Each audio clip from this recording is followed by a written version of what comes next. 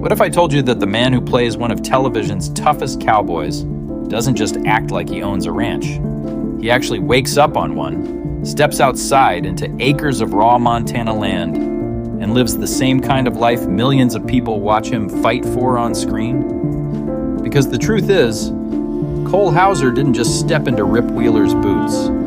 He built a real-life version of that world, shaped by both a Hollywood legacy and deep Western roots that were part of him long before Yellowstone ever existed. And once you see the ranch he calls home, the land he works, and the life he's created far away from the cameras, it starts to feel less like acting and a lot more like reality. To understand that, you have to go back nearly a century to a time when Hollywood was still being built from the ground up. Hauser is the great-grandson of Harry M. Warner, one of the 4 Warner brothers who co-founded Warner Brothers in 1923. This went way beyond a basic studio. It shaped movies as we know them, from pioneering sound and film to producing some of the most influential projects in entertainment. Its impact is enormous. Lineage like this packs real weight, because storytelling and performance were already part of his family's world long before he stepped onto a set. It gets sharper on his mom's side. His mother, Cass Warner, is Harry Warner's granddaughter and a producer herself. His maternal grandfather, Milton Sperling, was also deeply involved in the industry. Together, they represent a direct line to Hollywood's foundation. Hauser grew up exposed to the industry. He was surrounded by people who helped build and sustain it across generations. But that's only half the story, and arguably not the half that explains his connection to Rip Wheeler. Through his father, Wings Hauser, the picture looks completely different. Pure grit over glamour. Wings built a long career as a character actor, known for intense and grounded performances. His path wasn't about fame, but persistence, which adds a very different kind of influence. Even that relationship took wild turns. Hauser's parents separated when he was just 2 years old. For much of his early life, he didn't even know Wings Hauser was his father. He only realized it years later after seeing him on television around the age of 9 or 10. That changes the dynamic entirely, because the connection developed later rather than shaping his early childhood. But if you want to understand the ranch connection, the part of his identity people now associate with Yellowstone, you have to look further back. His maternal family has roots in Montana dating back to the 1880s. Those roots are tied to his great-great-grandfather, who served as the state's 7th governor. That establishes a generational presence long before Montana became a cinematic symbol of the American West. It reframes the story from discovering ranch life to returning to something that was always there. Hauser himself has hinted at this in interviews, saying that his family has been in Montana since the beginning of time, which, while obviously not literal, captures the sense of deep-rooted connection that goes beyond ownership or lifestyle trends, and instead reflects a kind of inherited identity, one that sits quietly in the background until the right moment brings it forward. And that moment didn't start with Yellowstone. It started much earlier in how he was raised. Despite his Hollywood ties, Hauser didn't grow up entirely in Los Angeles. Part of his childhood was spent on a 1,500-acre ranch outside Eugene, Oregon. Life there followed a completely different rhythm, shaped by land, routine, and physical work. That experience matters because it gave him instincts that can't be easily taught. When Hauser began acting in the early 1990s, he didn't lean on his background to fast-track success. Instead, he chose grounded roles that were often rough-edged or emotionally intense. These were characters that lived on the margins rather than at the center. One of his earliest memorable performances came in Good Will Hunting, where he played Billy McBride. It wasn't a star-making role, but it established the presence he would build on over time. So, when Yellowstone arrived in 2018, it didn't feel like a sudden breakthrough. It felt like everything was coming together. Rip Wheeler wasn't just another character. It reflected traits Hauser had been refining for years. Discipline, loyalty, and quiet intensity were already part of his acting identity. The role simply gave them a perfect outlet. Working under Taylor Sheridan, Preparation for the role went far beyond traditional acting. It involved intensive cowboy training that required real skill development. Hauser had to learn riding, handling horses, and working with cattle. He's described being given a different horse and saddle every day, forcing him to adapt quickly. That kind of training builds real competence, not just performance. What makes his story different is what happened after that. For many actors, this kind of training is temporary. They step into it for a role and leave it behind once filming ends. For Hauser, it reconnected him with something deeper. It brought him back to a part of his life that had always existed beneath the surface. And that's where everything begins to shift. Instead of treating Yellowstone as just another project, he moved closer to the lifestyle it represents. He stepped away from the coastal environments most actors gravitate toward. In their place, he chose something more demanding, physical, and real. That decision didn't come out of nowhere. It came from everything that came before. Because the truth is, even before the ranch itself, the foundation was already there.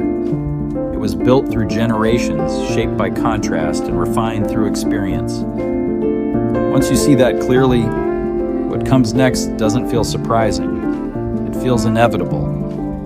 By the time Cole Hauser made the decision to leave coastal living and move his family to Montana, it wasn't a symbolic shift or a temporary escape from Hollywood. It was a full commitment to a life that demands daily presence. Unlike film sets or city routines, a ranch doesn't adjust to you, you adjust to it. That difference separates the image of a cowboy from the reality of becoming one. What he built there is often described as a sprawling working cattle ranch. It isn't a staged retreat or luxury showpiece, but a property designed around function first. Reports often place its size around 2,500 acres, though that figure remains unconfirmed. It's more accurate to view it as a large working spread, rather than focus on exact numbers. On a ranch like this, the land's demands matter far more than acreage. At the center of the property sits a main residence estimated at around 3,300 square feet. What stands out isn't size or extravagance, but restraint. The design leans on natural materials, exposed timber, and wide windows. Instead of competing with the surroundings, it frames them. The house feels secondary to the land itself. That balance carries across the entire property. Beyond the house, the ranch opens into fenced pasture land, working areas, and horse facilities. A multi-horse barn serves as a core part of daily operations rather than a visual feature. Horses aren't there for show. They're essential to managing cattle and navigating the terrain. Everything is integrated into the land, not imposed on it. This is where lifestyle turns into responsibility. Owning a ranch at this level isn't about space. It's about constant maintenance. Daily tasks include checking fences, managing grazing, and caring for livestock. Conditions can shift quickly, especially in Montana's unpredictable climate. The environment isn't a backdrop, it defines how everything operates. Winters change everything. Heavy snowfall, frozen ground, and long cold stretches make even simple tasks more demanding. Preparation becomes critical, from securing feed to protecting livestock. Summers may look easier, but they compress work into a short window. Every decision matters because there's little room for delay. This side of ranch life rarely appears on Yellowstone. While the show captures drama, real life runs on repetition and consistency. Most days are built on quiet, continuous work rather than big moments. For Hauser, this shift from performance to routine blurs the line between character and reality. It becomes less about acting and more about living the role. Part of that foundation was strengthened during the well-known cowboy camp led by Taylor Sheridan. The training focused on real skills, not just appearance. Hauser worked with different horses and equipment constantly, building adaptability. That repetition developed muscle memory and confidence. It wasn't just preparation, it became practical knowledge.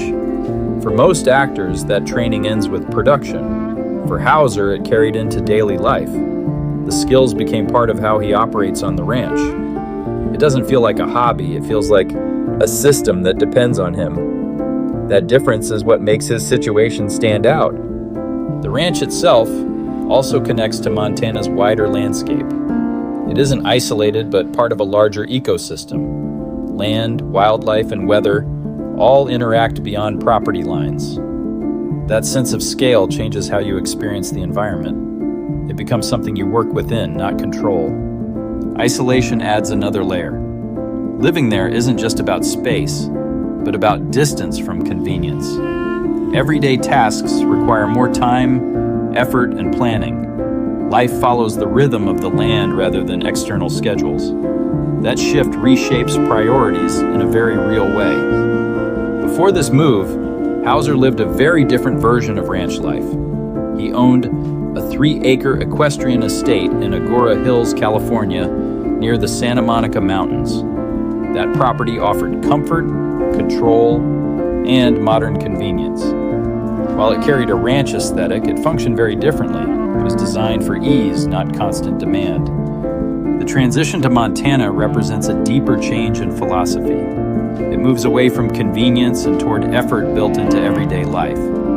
His routine now starts early and runs on consistency. Responsibilities don't pause for mood or schedule. That's the core difference.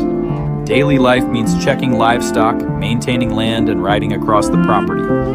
Problems are handled as they come, and the cycle repeats.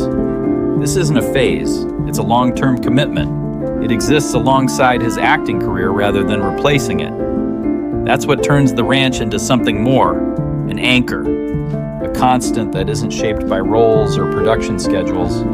It stays grounded in physical work and real responsibility.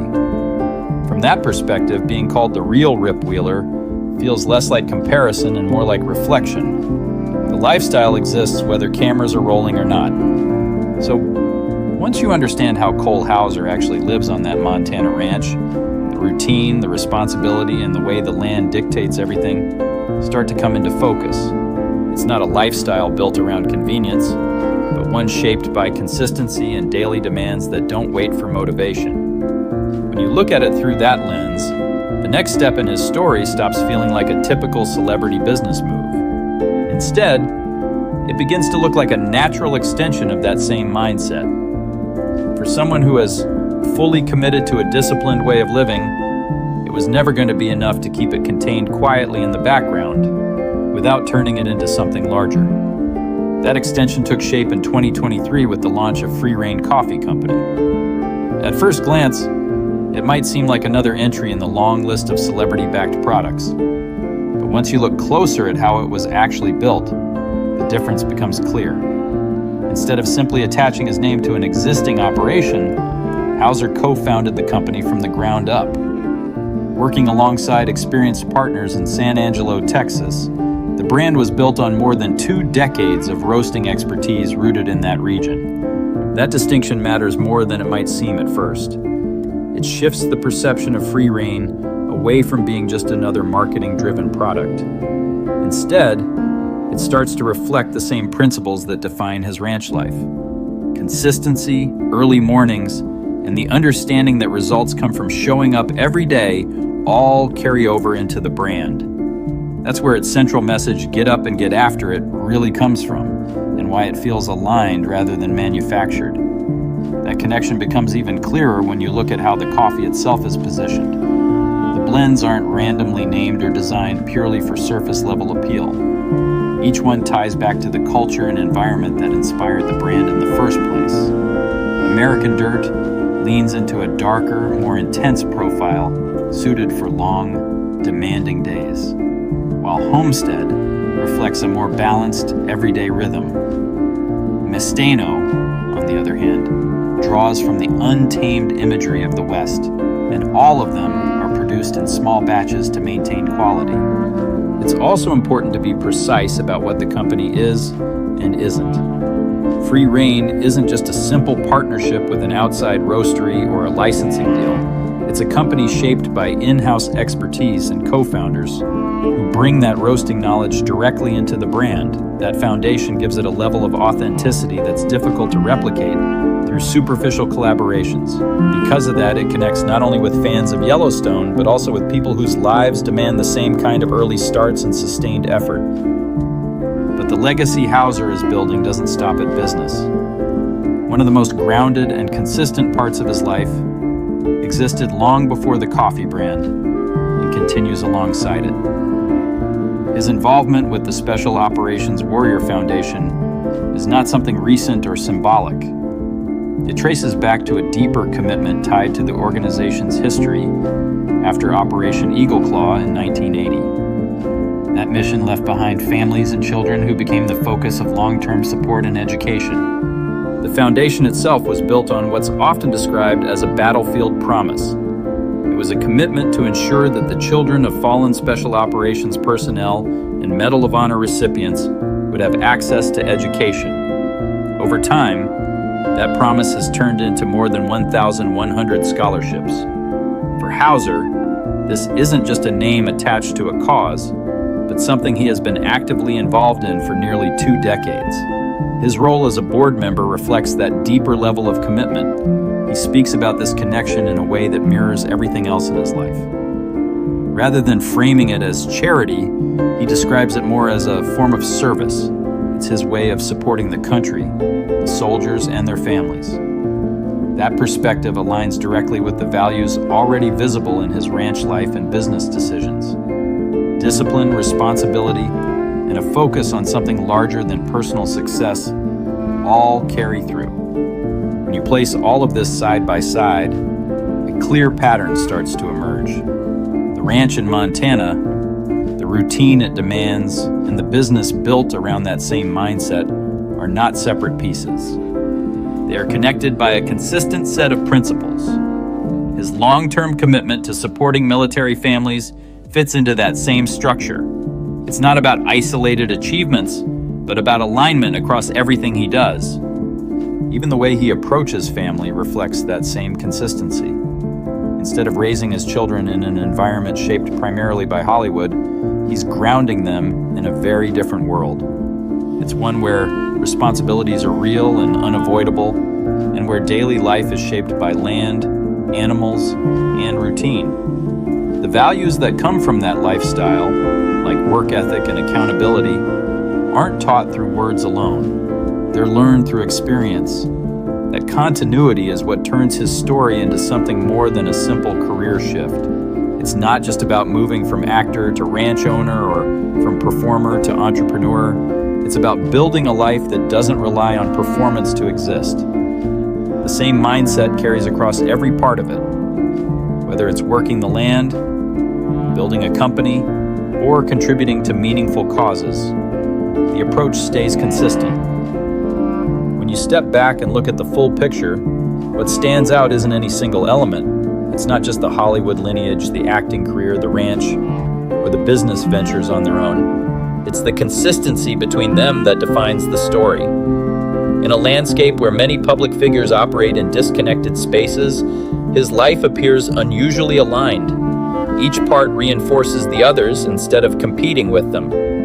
That's why the idea of him being the real Rip Wheeler resonates as strongly as it does. It's not about replicating a character from a script. It's about the fact that the traits defining that character already exist in how he lives. Loyalty, discipline, restraint, and a connection to something bigger are all present beyond the screen. They don't rely on performance to be real. In the end, that's what makes this journey feel less like a transformation and more like a return. The ranch, the work, the business, and the legacy all point in the same direction. They don't represent a new identity, but a continuation of something that was always there. It's shaped by heritage, refined through experience, and now fully realized. And that's what gives the entire story its weight beyond anything seen on screen. So what do you think? Was this really a transformation, or was it always leading here from the start? Drop your thoughts below. I want to hear your take. And if you're into stories that go deeper than what's on the surface, hit subscribe and stick around, because the next one might just surprise you even more.